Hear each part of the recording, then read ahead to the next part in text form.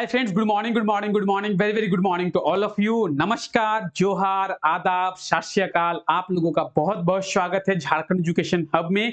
और अभी हम लोग हैं सुबह 7 बजे झारखंड करंट अफेयर्स के इस धमाकेदार सेशन में।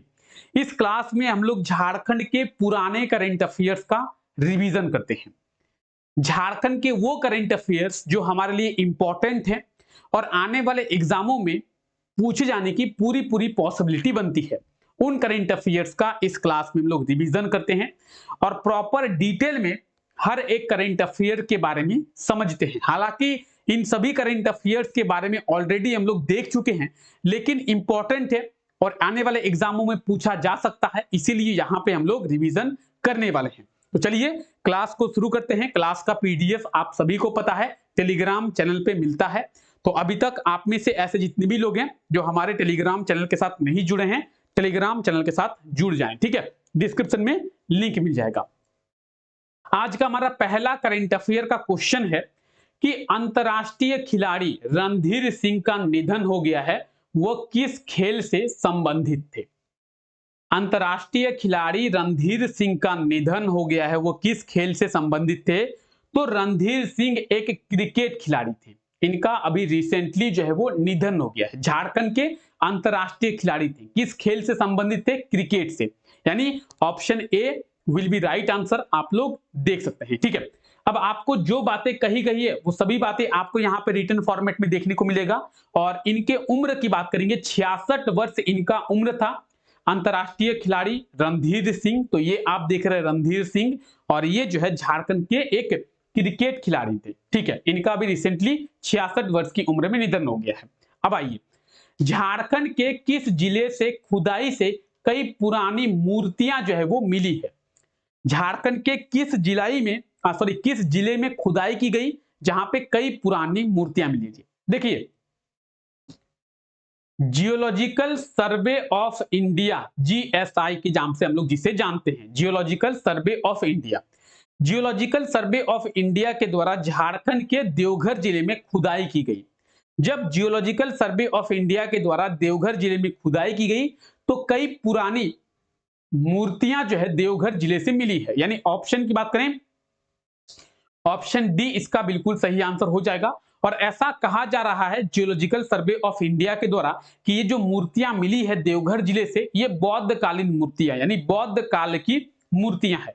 तो आप लोग देख सकते हैं option D will be right answer, Deoghar और बौद्ध कालीन मूर्तियां जो है मानी जा रही है। यहाँ पे आप एक्सप्लेनेशन भी देख सकते हैं, ठीक है। तो बात करेंगे बौद्ध कालीन मूर्तियां की। ये है बौद्ध कालीन मूर्तियां कहां से ये मिली है, तो राज्य के देवघर जिले से ये मिली है, ठीक है। चलिए, देवघर, तो यह है झारखंड का देवघर जिला, जिसे झारखंड की रिलीजियस कैपिटल के नाम से जाना जाता है। साथ ही साथ झारखंड की कल्चरल कैपिटल के नाम से भी देवघर को जाना जाता है, ठीक है। और बात करेंगे अगले करंट अफेयर की। आरकेएफएल के द्वारा झारखंड के किस शहर में एक प्लांट का निर्माण किया गया है, ठीक है। तो आरकेएफएल के द्वारा जमशेदपुर शहर में, किस शहर में, जमशेदपुर शहर में एक प्लांट का स्थापना किया गया है। अच्छा, ये कौन सा प्लांट है। इस प्लांट में रेल के चक्कों का निर्माण किया जाएगा, रेल के पहियों का, रेल के चक्कों का। यानी ऑप्शन डी इसका बिल्कुल सही आंसर हो जाएगा, जमशेदपुर, आरकेएफएल के द्वारा जमशेदपुर में, ठीक है। तो आप यहां पे देखेंगे ऑप्शन डी सही आंसर हो जाएगा, आरकेएफएल के द्वारा जमशेदपुर में, ठीक है। और बात करेंगे इसके एक्सप्लेनेशन की, तो आप यहां पे देखेंगे लगभग 40 से 50 एकड़ भूमि पर इसका निर्माण किया जाएगा। इसमें प्रतिवर्ष 2 लाख रेलवे के पहियों का या फिर चक्कों का उत्पादन किया जाएगा। 15,000 करोड़ की लागत से इस प्लांट की स्थापना आरकेएफएल के द्वारा किया गया है, ठीक है। तो आरकेएफएल की बात करेंगे, आरकेएफएल के द्वारा झारखंड के जमशेदपुर में एक रेल के पहियों का प्लांट का स्थापना किया गया है 1500 करोड़ की लागत से। चलिए आगे बढ़ते हैं। झारखंड के किस एजुकेशनल इंस्टीट्यूट यानी शिक्षण संस्थान के द्वारा साइबर सिक्योरिटी पॉलिसी को तैयार किया गया है। तो साइबर सिक्योरिटी पॉलिसी ये बीआईटी मेसरा के द्वारा तैयार किया गया है और बीआईटी मेसरा की इसमें हेल्प किया गया है आईआईटी कानपुर के द्वारा। यानी बीआईटी मेसरा और आईआईटी कानपुर दोनों ने मिलकर साइबर सिक्योरिटी पॉलिसी को तैयार किया है। अगर बात करेंगे झारखंड की, तो झारखंड का BIT Mesra, option B will be right answer, आप लोग देख सकते हैं। ठीक है, आइए इसके बारे में थोड़ा समझते हैं। देखिए, साइबर क्राइम से निजात पाने के लिए बीआईटी मेसरा के द्वारा साइबर सिक्योरिटी पॉलिसी को तैयार किया गया है। इसमें आईआईटी कानपुर के सहयोग से इसे तैयार किया गया है। साइबर क्राइम से निजात इसमें पाया जा सकता है। साथ ही अगर किसी व्यक्ति का मोबाइल खो जाता है तो उसका जो डेटा है उसको भी वापस लाया जा सकता है। ठीक है, तो आप यहाँ पे समझ सकते हैं साइबर क्राइम को कम करने के लिए, और अगर किसी का मोबाइल, लैपटॉप कुछ खो जाता है तो उसका डेटा जो है रिकवर करने के लिए भी इस साइबर सिक्योरिटी पॉलिसी को तैयार किया गया। किसके द्वारा? बीआईटी मेसरा और आईआईटी कानपुर के द्वारा तैयार किया गया, दोनों मिलकर इसे तैयार की है। यह है बीआईटी मेसरा, तो बीआईटी मेसरा आप लोग देख सकते हैं, और यह है आईआईटी कानपुर, दोनों ने मिलकर इसे तैयार किया है। बीआईटी मेसरा की स्थापना 1955 में 1955 में किया गया था। ठीक है, आइए आगे बात करते हैं। हाल ही में झारखंड के किस जिले के छात्र कल्याण कुमार को ऑस्ट्रेलिया में best writer of the year 2023 का खिताब दिया गया है? देखिए, कल्याण कुमार, इन्हें ऑस्ट्रेलिया में best writer of the year 2023 का पुरस्कार दिया गया है। कल्याण कुमार झारखंड के लातेहार जिले के रहने वाले हैं। ऑप्शन डी बिल्कुल सही आंसर हो जाएगा, लातेहार। ठीक है, अब आइए देखिए, कल्याण कुमार के द्वारा एक बुक लिखा गया है, बुक, पुस्तक। इस बुक का नाम है बिगर एंड बेटर। इस बुक को ऑस्ट्रेलिया में best book of the year का पुरस्कार दिया गया है। साथ ही साथ इस बुक को लिखने के लिए कल्याण कुमार को best writer of the year का पुरस्कार दिया गया है। इस बुक का नाम क्या है? Bigger and better. इस बुक को best book of the year और कल्याण कुमार के द्वारा ये बुक लिखा गया है, इसीलिए कल्याण कुमार को best writer of the year का जो पुरस्कार है वो दिया गया है। तो इसको आपको ध्यान में रखना है। ठीक है, तो ये है कल्याण कुमार, और इनके द्वारा जो बुक लिखा गया है वो भी आप देख सकते हैं, बिगर एंड बेटर। ठीक है, चलिए आइए, हाल ही में किसके द्वारा झार नियोजन पोर्टल का उद्घाटन किया गया है? मुख्यमंत्री हेमंत सोरेन के द्वारा। ठीक है, झार नियोजन पोर्टल, इसको आप लोग याद रखेंगे। इसका उद्घाटन जो है झारखंड के मुख्यमंत्री हेमंत सोरेन के द्वारा 17 मार्च 2023 में किया गया है। ठीक है, 17 मार्च को, कब? 17 मार्च 2023 में झारखंड के मुख्यमंत्री हेमंत सोरेन के द्वारा झार नियोजन पोर्टल का उद्घाटन किया गया। ठीक है, चलिए आगे बढ़ते हैं। झारखंड के किस खिलाड़ी को असुंता लकड़ा अवार्ड दिया गया है? तो झारखंड की अंतरराष्ट्रीय हॉकी खिलाड़ी है सलीमा टेटे। ठीक है, झारखंड की अंतरराष्ट्रीय हॉकी खिलाड़ी है सलीमा टेटे, और इन्हें जो है असुंता लकड़ा अवार्ड दिया गया है। ऑप्शन ए जो है बिल्कुल सही आंसर हो जाएगा, और इन्हें इस पुरस्कार के रूप में 10 लाख रुपए और ट्रॉफी दिया गया है। ठीक है, तो ये आप देख सकते हैं, सलीमा टेटे को Asunta Lakra award for upcoming player of the year का पुरस्कार दिया गया है। ठीक है, सलीमा टेटे, तो ये आप देख रहे हैं सलीमा टेटे, और ये जो है झारखंड की एक अंतरराष्ट्रीय हॉकी खिलाड़ी है। ठीक है, इन्होंने अपनी पहचान जो है बहुत अच्छी बनाई है, अंतरराष्ट्रीय स्तर पर इन्होंने अपनी पहचान बनाई है। ठीक है, चलिए, किस जिले में द्वितीय स्टेट लाइब्रेरी लिटरेचर फेस्टिवल का आयोजन किया गया है?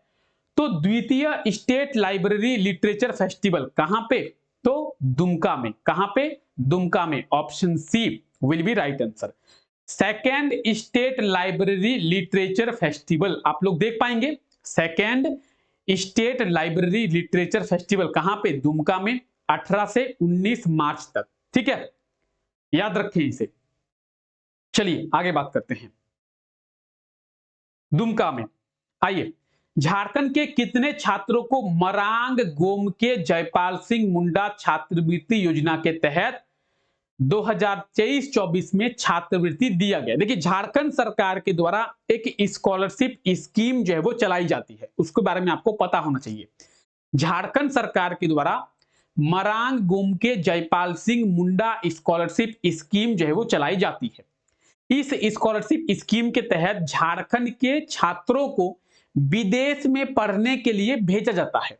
अगर बात करेंगे इसकी शुरुआत 2012 2022-23 में किया गया था। 2022-23 में झारखंड के 5 स्टूडेंट्स को ये स्कॉलरशिप दिया गया था। उसके बाद 2023-24 की अगर बात करें, 2023-24 में झारखंड के 25 छात्रों को यह स्कॉलरशिप दिया गया है। यानी ऑप्शन की बात करें, ऑप्शन डी इसका बिल्कुल सही आंसर हो जाएगा 25। मरांग गोमके जयपाल सिंह मुंडा स्कॉलरशिप स्कीम के तहत झारखंड के 25 छात्रों को छात्रवृत्ति जो है वो दिया गया है। कौन से सेशन में? 2023-24 में। ठीक है, तो ये आप देख सकते हैं, मरांग गोमके जयपाल सिंह मुंडा छात्रवृत्ति योजना। विदेश में पढ़ने के लिए झारखंड के छात्रों को छात्रवृत्ति दिया जाता है। झारखंड के किस जिले में फॉसिल पार्क का चयन विरासत स्थल के रूप में किया गया है? ठीक है, फॉसिल पार्क ये कहां पे है? झारखंड में फॉसिल पार्क कहां पे है? तो झारखंड में फॉसिल पार्क है रांची में। ठीक है, सॉरी साहेबगंज में। ऑप्शन बी इसका बिल्कुल सही आंसर हो जाएगा। फेमस है, बहुत फेमस है साहेबगंज का फॉसिल पार्क। तो साहेबगंज का जो फॉसिल पार्क है, इसे एक विरासत स्थल के रूप में चिन्हित किया गया है। ठीक है, तो आप यहां पे देखेंगे ऑप्शन बी बिल्कुल सही आंसर हो जाएगा। साहेबगंज में है फॉसिल पार्क। तो ये आप देखिए साहेबगंज का फॉसिल पार्क, इसे विरासत स्थल के रूप में चयन किया गया है। ठीक है, तो आप लोग याद रखें फॉसिल पार्क कहां पे है? साहेबगंज में है। ठीक है, कहां पे है? साहेबगंज में है फॉसिल पार्क। इस चीज को आपको ध्यान में रखना है। क्लियर है? साहेबगंज की बात करेंगे, ये है झारखंड के मैप में साहेबगंज। आप लोग देख सकते हैं झारखंड का मैप देखिए, और झारखंड के मैप में ये जो कोने में रेड कलर से शेडेड पोर्शन है, ये है साहेबगंज।